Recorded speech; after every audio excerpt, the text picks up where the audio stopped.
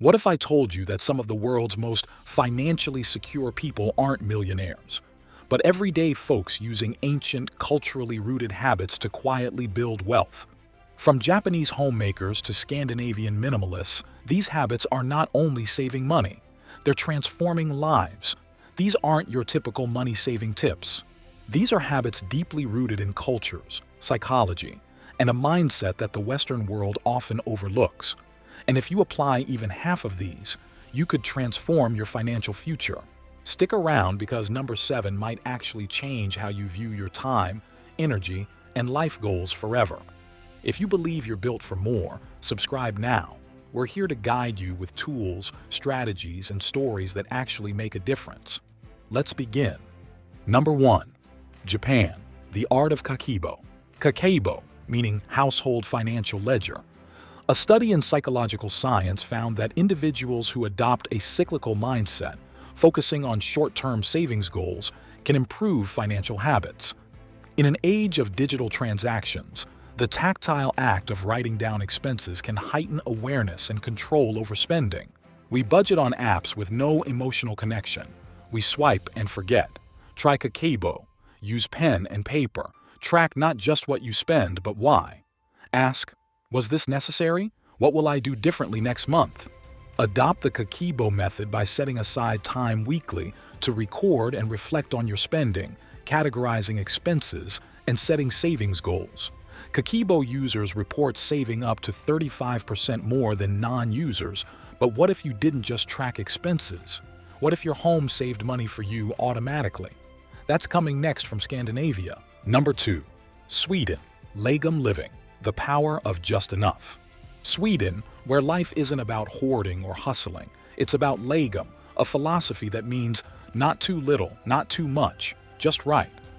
While most of the world is trapped in the rat race of more gadgets, more clothes, more status, Swedes are chilling with just enough. They're not broke, they're balanced. And that balance creates peace and prosperity. That 5th pair of sneakers, the oversized car loan, or ordering food daily even when the fridge is full. These aren't just mistakes, they're traps. Apply lagom. Tip 1.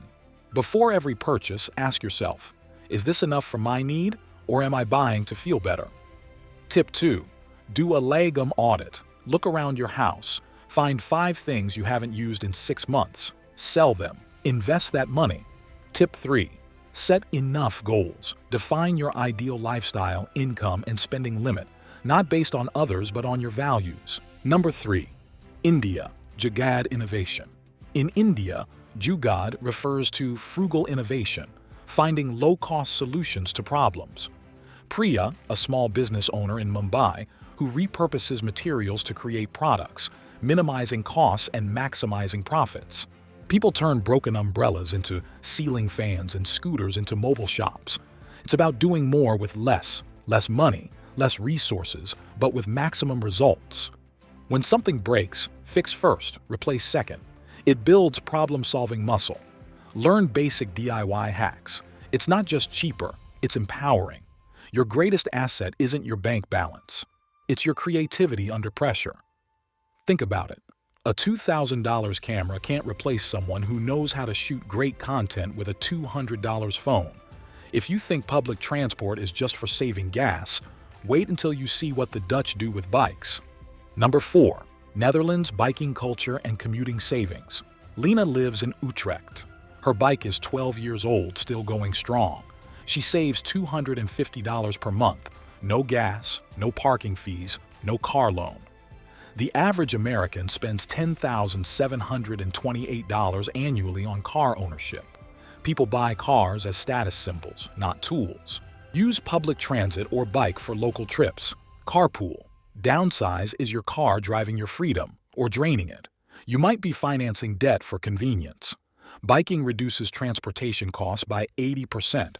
Dutch cities are among the happiest. Less traffic, more time outdoors. Wealth isn't just what you earn. It's what you don't spend. Number 5. Germany, the envelope system. Germans still swear by the envelope system. At the start of the month, you divide your cash into labeled envelopes: rent, groceries, transport, entertainment. Once an envelope's empty, That's it. No more spending in that category. It's real, it's tangible, and it puts you in control of your money. Germans, known for their financial discipline, have one of the highest personal savings rates in the world, over 11% annually, while Americans save only around 4%. That gap isn't income, it's behavior.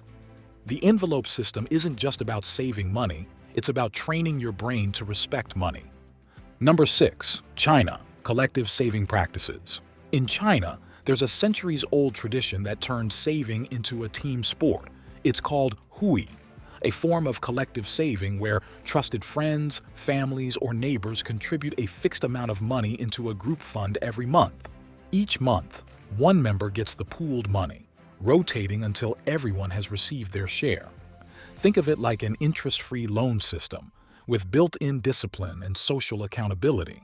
It's not just about saving money, it's about creating a system where you don't let yourself down because you can't let the group down. Create a 5-person money circle. Each person commits to saving $100 per month. Each month, one gets $500 to use for a productive goal: investments, side hustle, debt payoff. Be public about your savings goal. Peer pressure works wonders when it's positive. Rotate responsibility. Make one person the monthly treasurer to track and guide. Your bank account reflects not just your habits, but the habits of the people you surround yourself with. Would you rather compete with friends over who spends more, or collaborate with them to grow richer together? What if the smartest way to save money wasn't cutting costs, but sharing them? Number 7. Kenya. Community sharing. In Kenya, there's a powerful tradition rooted in unity called Harambee, which literally means pulling together. It's more than just a cultural phrase.